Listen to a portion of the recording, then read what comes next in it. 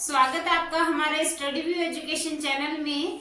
आज का जो सेशन है वो राजस्थान हाई कोर्ट स्टेनोग्राफर की जो वैकेंसी आई है 2024 में उस पर डिस्कशन करेंगे कि अपने को किस तरह से स्टेनो की तैयारी करनी है। ठीक है, सबसे पहले प्रॉब्लम ये आ रही है बच्चों में कि ये नाम देखिए कनिष्ठ निजी सहायक, कहते कनिष्ठ निजी सहायक है तो एलडीसी की है, एलडीसी की नहीं है बच्चों। इसकी जो भर्ती होगी वो स्टेनोग्राफर के थ्रू होगी। ठीक है, स्टेनोग्राफर के थ्रू होगी, अपने स्टेनो का एग्जाम होगा। ठीक है, स्टेनोग्राफर के थ्रू ये वैकेंसी होने वाली है।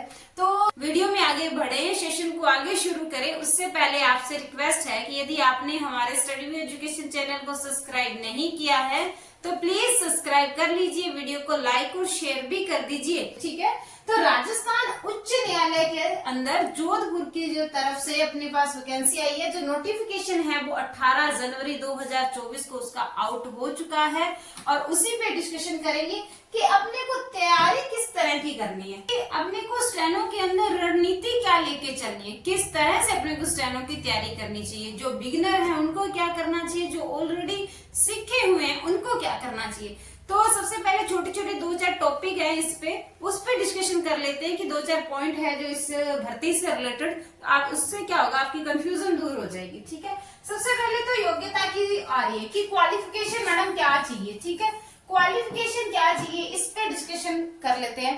क्वालिफिकेशन भाई आपकी है जो ग्रेजुएशन पास होने चाहिए आप। ठीक है, ग्रेजुएशन होना चाहिए अपने पास, एक अपने पास कंप्यूटर का डिप्लोमा होना चाहिए। ठीक है, कोई भी चलेगा। ठीक है, वो कोई दिक्कत नहीं है।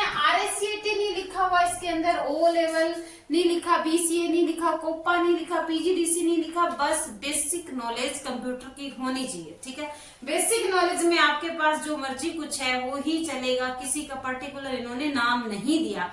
और ग्रेजुएशन वाले बच्चे इसमें फॉर्म फिल कर सकते हैं। ठीक है, एज क्या रहेगी, और एज जो है रहेगी अपनी 18 से 40 साल तक। ठीक है, 18 से 40 साल तक रहेगी एज का। और दूसरा है जो इसका फॉर्म है जो अगले महीने से ही स्टार्ट हो जाएंगे, 8 फरवरी से लेकर के और 8 मार्च तक चलेंगे। ठीक है, ये बस समथिंग है, 8 मार्च तक चलेंगे। ठीक है, तो आराम से इसके फॉर्म भी फिल कर देना। और जो सीट आई है इसके अंदर 30, ठीक है 30 सीटें हैं। मेन बात यही है कि स्टेनो के थ्रू होगा और स्टेनो के अंदर इसके अंदर क्या रहेगी, सिर्फ और सिर्फ स्टेनो ही लिखनी है। कैसे, जिन बच्चों ने राजस्थान हाई कोर्ट स्टेनोग्राफर का एग्जाम दिया उनको पता होगा, और जिन्होंने नहीं भी दिया तो वो भी देख लीजिए क्या होगा अपने पास, कि अपने पास डिक्टेशन बोली जाएगी। ठीक है, डिक्टेशन बोली जाएगी 8 मिनट अपने पास क्या होगा, डिक्टेशन बोली जाएगी, पूरा लेक्चर चलेगा। और कितने की स्पीड पे, 70 वर्ड पर मिनट की स्पीड से। ठीक है, 70 वर्ड पर मिनट की स्पीड से डिक्टेशन बोली गई, 8 मिनट 70 वर्ड पर मिनट की स्पीड से आपने लिख ली। अब इस जो आपने 8 मिनट में जो लिखा है ना, उसको ट्रांसलेट करने के लिए हिंदी में, ये पोस्ट है भी हिंदी के लिए, इंग्लिश में नहीं है। इंग्लिश की इससे 2-4 महीने पहले हो चुकी है, आ गई थी भर्ती और उसका हो गया। ठीक है, ये जो है हिंदी के लिए 30 सीटें हैं, जो अब आपको इसको ट्रांसलेट करना है उसके लिए अपने पास मिल रही है 70 मिनट भी है अपने पास। कितने मिनट है, 70 मिनट है अपने पास। ठीक है, 70 मिनट में अपने को कंप्यूटर के ऊपर जो अपना पीसी है, ठीक है, जैसे अपने घर पे नॉर्मल पीसी होते हैं बस वही वाले पीसी, ऐसे नहीं कि शॉर्ट एंड मशीन होगी, ऐसा कुछ नहीं होगा, उसी के ऊपर अपने को टाइप करना है। इसका हो गया, ये 100 नंबर का है सारा काम। कितने का है, 100 नंबर का। अगला देखिए, सारे डिस्कशन करेंगे। अगला देखिए स्पीड का, स्पीड टेस्ट भी होगा। ठीक है, स्पीड टेस्ट होगा उसी दिन उसी सीट पे, उसी सीट पे। कितने नंबर का होगा, 50 नंबर का होगा। ठीक है, और कितने मिनट, 10 मिनट। ठीक है, मिनट कितनी मिलेगी अपने को, 10 मिनट मिलेगी स्पीड। अब देखो बच्चों, इसके अंदर अपने को क्या करना है, इन्होंने दे दिया कि 22 नंबर होने चाहिए आपके, 50 में से 22 आ गया, क्वालिफाई हो गया। ऐसा नहीं है, क्वालिफाई ही नहीं करना, अपने को मेरिट में आना है। स्पीड यहाँ पे अपने को रखनी है एक्यूरेसी को साथ के साथ मेंटेन करके रखना है। वैसे एक्यूरेसी का ना नंबर नहीं कटने वाले, ना ही तो अपने को एक्यूरेसी के नंबर मिलेंगे और ना ही अपने कटेंगे, ठीक है। परंतु एक्यूरेसी मेंटेन रखेंगे तो ही वो स्पीड नेट स्पीड होती है, ग्रोथ स्पीड होती है। वो किसी और टॉपिक पे कभी किसी दिन और डिस्कस करेंगे, किसी और वीडियो के अंदर नेट स्पीड और ग्रोथ स्पीड होती है, ठीक है। फिर उनकी चेकिंग कैसे होगी वो भी डिस्कशन करेंगे। अब इसमें आपने क्या करना है, यहाँ आपने 70 वर्ड पर मिनट, ठीक है, 70 वर्ड पर मिनट की स्पीड रखनी है, 70 से कम नहीं होनी चाहिए। मैं आज ही बता देती हूँ, कल को कहोगे कि मैडम हमारे तो 40 की वर्ड 40 की स्पीड आ रही है, 50 की आ रही है, 60 की आ रही है, ठीक है क्या? नहीं, आज ही कह देती हूँ 70 वर्ड पर मिनट की आपकी स्पीड होनी चाहिए, ठीक है। टाइपिंग के अंदर टाइपिंग स्टार्ट कर दो आज। जिनकी स्टेनो अच्छी है ना वो आज से ही टाइपिंग स्टार्ट कर दो। जब से आप ये वीडियो देख रहे हो बस तभी से, किसी की चीज का अपने को इंतजार नहीं करना। अगला जो होगा वो होगा अपना एफिशिएंसी टेस्ट, ठीक है। एफिशिएंसी टेस्ट होगा। एफिशिएंसी टेस्ट भी क्या होगा, ये भी क्या है, 50 नंबर का है, 10 मिनट है। इसके अंदर क्या होता है, आएगा अपने पास एमएस ऑफिस आएगा, ठीक है। और एमएस ऑफिस में कौन आएगा, एमएस वर्ड, ठीक है, एमएस वर्ड आएगा। एमएस वर्ड के अंदर भी 2-4 टॉपिक हैं, कभी किसी और वीडियो के अंदर पूरा डिस्कशन करेंगे। एमएस वर्ड है जो पूरा नहीं आएगा, 2-4 इसके मैंने टॉपिक दिए हैं उन्होंने, जैसे टेबल दे दी, होम पेज दे दिया, इंसर्ट दे दिया है ना, 2-4 टॉपिक हैं, वो भी हम अपने चैनल पर करवाएंगे। इसका पूरा फॉर्मेट जो भी है आप इसका फॉर्मेट समझ लीजिए कि किस तरह से एग्जाम होगा। अब आप क्या करोगे, ये हो गया एमएस वर्ड हो गया, एफिशिएंसी होगी, स्पीड हो गया, स्टेनो होगी, ठीक है। ये एफिशिएंसी और ये भी 100 नंबर के, 50-100 नंबर के हैं। एफिशिएंसी के अंदर क्या होगा, अपने पास 15 क्वेश्चन आएंगे, ठीक है, 15 क्वेश्चन आएंगे और 10 मिनट, 10 ही मिनट है अपने पास। ये सभी बच्चों को आते होंगे, ठीक है। परंतु विनर कौन रहेगा, मेरिट में कौन आएगा, जो 15 के 15 10 मिनट में कर देगा, ठीक है। ऐसा ही होगा। क्या है कि कुछ बच्चों के जैसे हाईकोर्ट में भी ऐसा ही, हाईकोर्ट का भी सेम पैटर्न रहेगा, परंतु हाईकोर्ट के अंदर जो डिक्टेशन आती है ना वो लीगल डिक्टेशन आती है और बच्चों से लिख नहीं पाते। वो लीगल जो मैटर होता है ना उसमें लिख नहीं पाते बच्चे, कुछ शब्द उनके छूट जाते हैं। और इसके अंदर जो है आप देख लीजिए कि जैसे एसएससी के अंदर होता है, एसएससी के अंदर है सी ग्रेड, डी ग्रेड, है ना, उसके हिसाब से वैसा ही मैटर आता है। ये मैटर इजी आता है, ऐसा नहीं है कि ये इसमें लीगल मैटर आएगा कुछ, बस मैटर इजी आएगा, लिख लोगे आराम से। मैटर हाई कोर्ट से इजी आएगा इसके अंदर, बस ये मैं आपसे कहना चाह रही हूँ। मोटी मोटी बात यही है कि हाई कोर्ट से इजी मैटर आएगा, ठीक है। तो एफिशिएंसी हो गया, 15 क्वेश्चन आएंगे, 10 मिनट मिलेंगे, पूरे के पूरे अपने करने। एमएस वर्ड अपने से पूछा जाएगा। हाँ जी, अब वो जो अपने को स्टेनो लिखी उसको ट्रांसलेट किया, उसके लिए जो फॉन्ट है वो कृतिदेव 010 है। इसका भी ध्यान रखना, जब आप प्रैक्टिस कर रहे हो ना टाइपिंग स्पीड की तो 010 पे करना, ठीक है।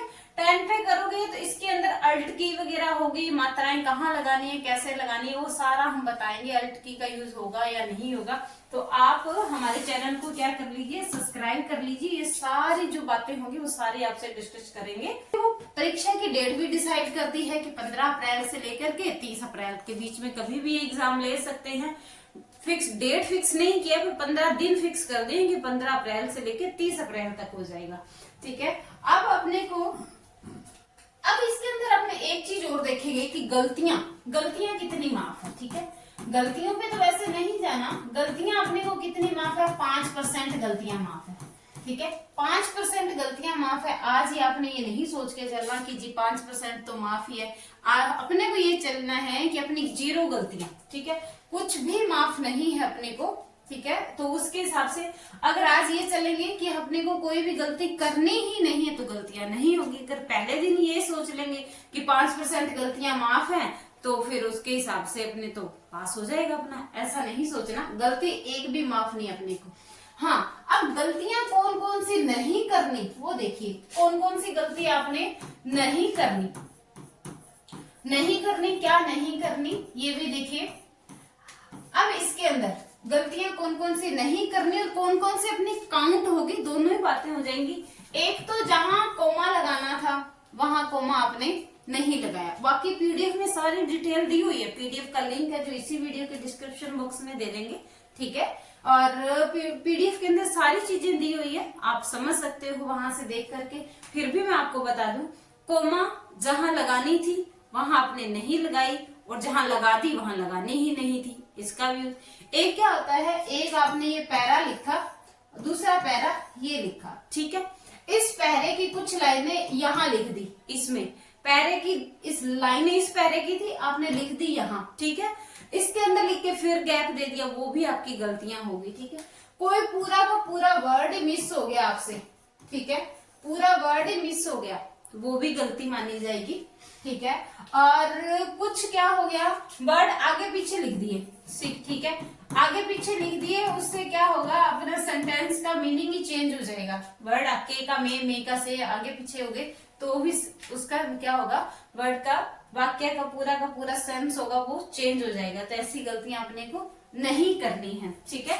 और हाँ, स्टेनो से रिलेटेड जो भी कोई आपने पूछना हो, इस भर्ती से संबंधित किसी भी प्रकार का आपको डाउट हो, तो प्लीज हमें कमेंट कर देना, हम आपको उसकी नॉलेज पूरी देंगे। अब आते हैं मुद्दे पे कि अपने को तैयारी कैसे करनी है, अपनी रणनीति क्या बनानी है। देखिए, आपने क्या करना है, जो डिक्टेशन लिखेंगे, ठीक है, डिक्टेशन लिखेंगे अपन रोज।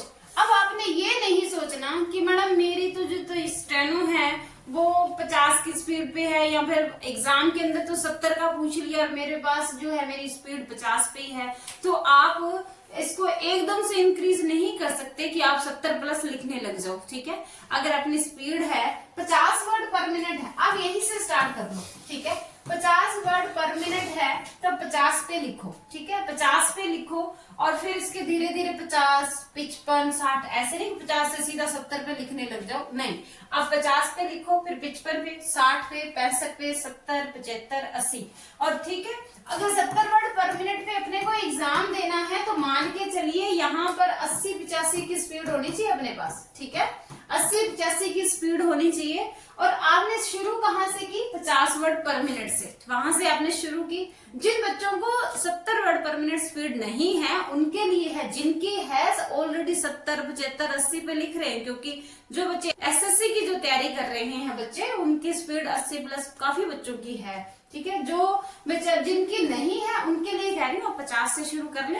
इससे क्या होगा, आपकी एक्यूरेसी भी बनेगी और अपनी क्या होगी, स्टेनो के अंदर स्पीड भी बढ़ेगी।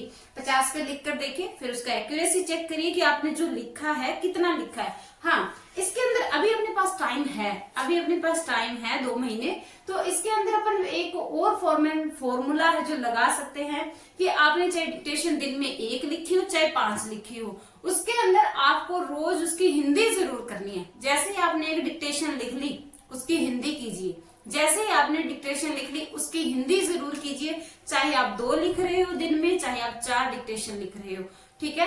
ये फॉर्मूला आप आज से ही अपना लें। तो इसके अंदर क्या है कि आप अपना नियम बना लो कि मैंने 2 डिक्टेशन तो लिखनी है, 2 सुबह लिखनी है और 2 शाम को लिखनी है। एक तरह से कोई टेबलेट ही मान लो कि 2 तो सोते वक्त लेनी है और 2 उठते ही फिर लेनी है, ठीक है, ऐसे है। और उसकी हिंदी जरूर करनी है। आपके पास अगर कम टाइम है तो भी हिंदी करनी है, और ना भी टाइम है तो भी करनी है तो भी करनी है, करनी ही है, हिंदी करनी है पक्का। जो लिख लिया उसको ट्रांसलेट जरूर करना है, बस इसका यही तरीका है। और कोई भी ऐसा तरीका नहीं है कि आपको देखने से आ जाएगा, आपको सुनने से आ जाएगा, आपको रटने से आ जाएगा, नहीं। इसके अंदर क्या होगा, आपको पेन पेंसिल चलानी ही पड़ेगी, और पेन पेंसिल चलाने से ही अपनी स्पीड इंक्रीज होगी, एक्यूरेसी भी बनेगी और अच्छा अपन रिजल्ट भी बनेगा, ठीक है। अब रह गया अपना एफिशिएंसी एमएस वर्ड रह गया, ठीक है। उसके अंदर क्या होगा, एमएस जो अपना एमएस वर्ड आने वाला है उसके अंदर हम अलग से वीडियो बना देंगे, वो पूरा फॉर्मेट समझा देंगे आपको कि ऐसे बोल्ड करना है, ऐसा इटैलिक करना है, इसको अंडरलाइन करना है, पेज लेआउट को ऐसे करना है, टेबल ऐसे बनानी है। उसका भी हम जैसे एग्जाम होता है उसी पैटर्न पे आपको वीडियो प्रोवाइड करवा देंगे एक अलग से। तो आपने हमारे चैनल को सब्सक्राइब नहीं किया है तो प्लीज सब्सक्राइब कर लीजिए। धन्यवाद।